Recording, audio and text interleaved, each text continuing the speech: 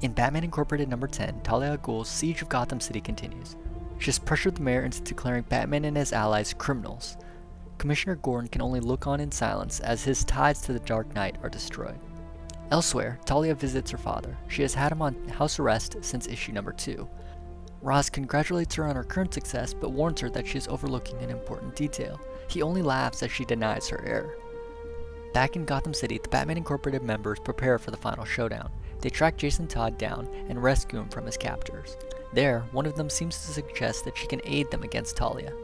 In Wayne Tower, Talia reasserts her control over the heretic. Using a shock collar implanted in his spinal column, she brings him to his knees and reminds him that he serves her. At the same time, Batman visits Azrael. After a brief conversation, Azrael gives Batman the Suit of Sorrows, which amplifies the user's strength and speed, as well as protects them from harm. Next, he checks in with Lucius Fox, who gives him a prototype mechanical exoskeleton. Lastly, he visits Kirk Langstrom, inventor of the Man-Bat serum, and picks up a sample. Back in the Batcave, we see Batman wearing the Suit of Sorrows and injecting himself with the serum. As the final battle begins, Talia looks out and is surprised at what she sees. A monstrous Batman is flying towards her. He has finally become a bat.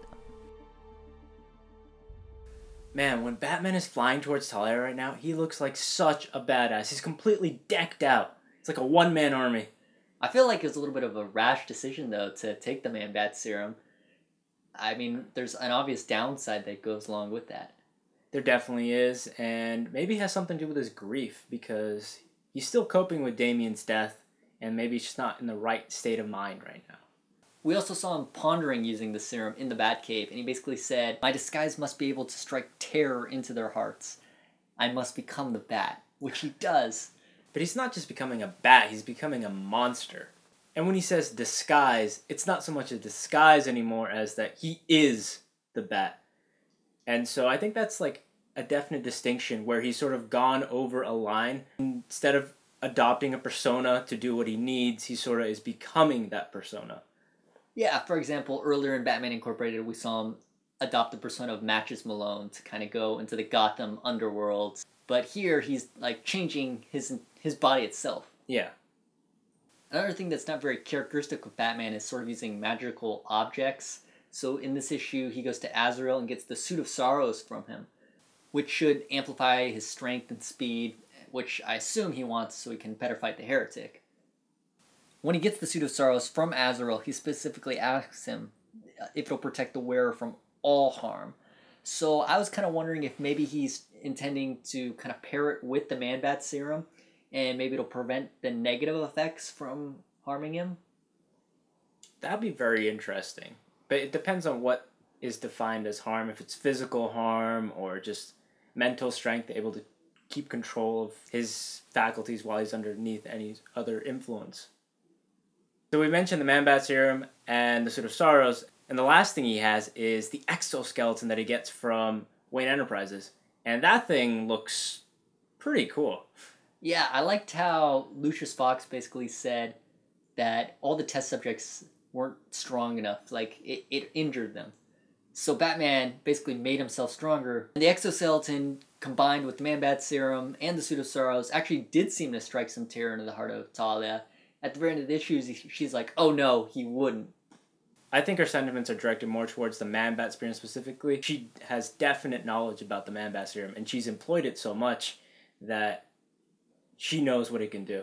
I've got a feeling that part of why she feels this is like an oh no moment is because she cares about Bruce still. If Bruce loses himself to the Man-Bat serum, that's why Talia is rattled. That's an interesting way to look at it. We're also presented with another kind of point of view, Ra's al Ghul's in this issue, when he's talking to Talia, and he goes, "It looks like you're moving in the end game of your master plan," but he says she's overlooked one key point. Do you have any speculation right now what that could be? Maybe it's the point that Batman is willing to take the extra step that Talia didn't think he would be willing to do. She didn't think he would take the Man-Bat serum or do anything like that, but he has. Maybe that's what she's overlooked.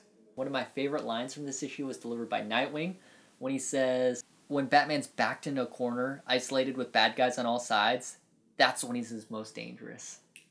I feel like Batman has kind of put himself in this situation. He sort of said that I'm going to take care of this myself, and so he sort of backed himself alone, and maybe he did that on purpose because that's the extra push he needs to do the crazy thing of taking the Man-Bat serum, getting all this stuff together to become like the one-man army that he is now. I was speculating perhaps he might feel like Batman's willing to do anything because he's lost his son. And he kind of compares that to how he'd be willing to do almost anything for his daughter, Talia. Though that's assuming that Talia would not... You're assuming that Talia would not have the same sentiments towards her own son. You saw in this issue how, though Talia still feels something towards Damian, she treats her other child sort of... Poorly. Very poorly. I thought that was a very cool scene because the Heretic so much wants to have like a name. Right. Be something of value, live up to either Batman or get some sort of recognition from his mother, but he gets nothing. Yeah, maybe he just wants to even just live up to Damian. But Talia is just treating him like shit.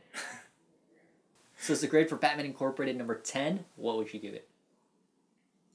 I give this issue a 4 out of 5.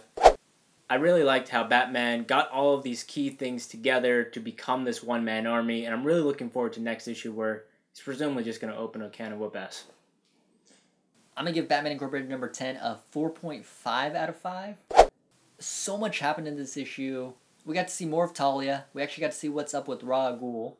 The rest of the Bat family had their storylines progress, and Batman seems ready to go on his rampage, and he's willing to do whatever it takes to avenge his son. Thanks for watching B3 Comics' review of Batman Incorporated number 10. Before we go, we have a question for you. In this issue, Ra's al Ghul mentioned one tiny detail that Talia has overlooked that will lead to her demise. What is it? We'd love to hear your thoughts and leave them in the comments below. And like always, if you like what you see, please give us a thumbs up.